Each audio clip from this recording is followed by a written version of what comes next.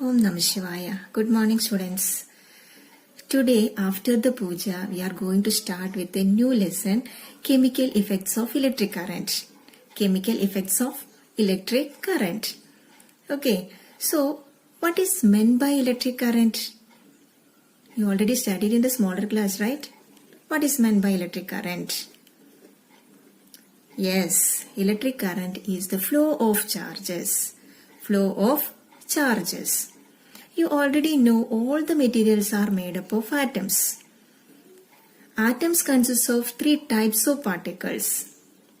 One is positively charged protons, negatively charged electrons, and neutrons, which are neutral, no charge. Okay, and in these three, protons and neutrons are occupied at the center of the atom, which is known as nucleus.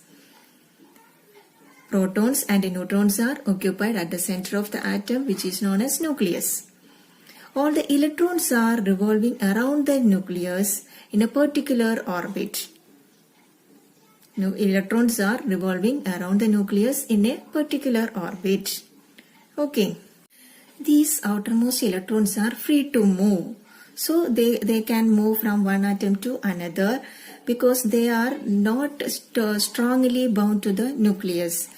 Actually, the electrons are revolving around the nucleus because of the strong attraction between positively charged nucleus and negatively charged electrons. But outermost electrons, which are very far away from the nucleus, have loosely they are loosely bound to the nucleus. So they are free to move and they can attracted by the other atoms. So they can jump from one atom to another. So that constitute a flow of charges. Okay, so these flow of charges are known as electric current. Okay, now you have already learnt about good conductors and poor conductors. Good conductors are the materials which allow the electric current to pass through them. And poor conductors are the materials which do not allow the electric current to pass through them. Okay, now in the class 6, you have already made a tester, isn't it? To test whether the substances are conductors or poor conductors, good conductors or poor conductors. Do you remember that? In class 6, we made a tester to test whether a particular material allows the electric current to pass through it or not. Do you recall how the tester helped us to decide that? In that activity, we found that metals such as copper and aluminium conduct electricity, whereas the materials such as wood, plastic and rubber do not conduct electricity. That means they are poor conductors of electricity. So in that activity, we used that tester to test materials which were in solid state, isn't it? Like aluminium, wood, copper, plastic, rubber, etc. all are in solid state. So we test about the materials which are in solid state. So what about liquids? Do liquids also conduct electricity? Let us find it out. For this, we have to do the activity 14.1 and 14.2 given in your textbook. So first we have to take a tester as we said above and join the free ends of the tester together for a moment. This completes the circuit of the tester and the bulb should glow. However, if the bulb does not glow, it means that the tester is not working. So what are the possible reasons for that?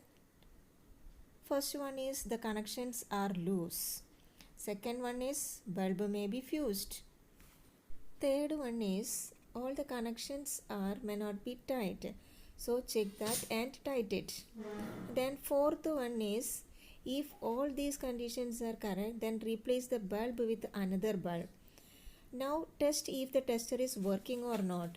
If it is still not working, then replace the cells with the fresh cells. Okay, because the cells may be used up. Okay. In activity 14.2, we have to collect a few small plastic or rubber caps of discarded bottles and clean them.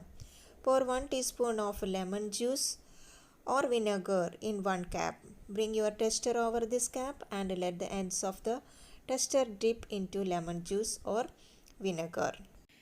This tester we can use to test the conduction of electricity in various liquids like hand wash, distilled water, salt plus distilled water, salt water, oil, etc. Okay, so when the liquid between the two ends of the tester allows the electric current to pass, the circuit of the tester becomes complete. The current flows in the circuit and the bulb glows. When the liquid does not allow the electric current to pass, the circuit of the tester is not complete and the bulb does not glow. In some situations, even though the liquid is conducting, the bulb may not glow. Actually, due to the heating effect of electric current, the filament of the bulb gets heated to a high temperature and it starts glowing. However, if the current through a circuit is too weak, the filament does not get heated sufficiently and it does not glow. In such cases, weak current is produced. So, a weak current cannot light an electric bulb. So, in such a case, we have to use LED in place of an electric bulb in the tester because LED glows even when a weak current flows through it. There are two wires called LEDs attached to an LED. One LED is slightly longer than the other. Remember that while connecting to a circuit, the longer LED is always connected to the positive terminal of the battery and the shorter LED is connected to the negative terminal of the battery. Okay. Thank you. Namah Shivaya.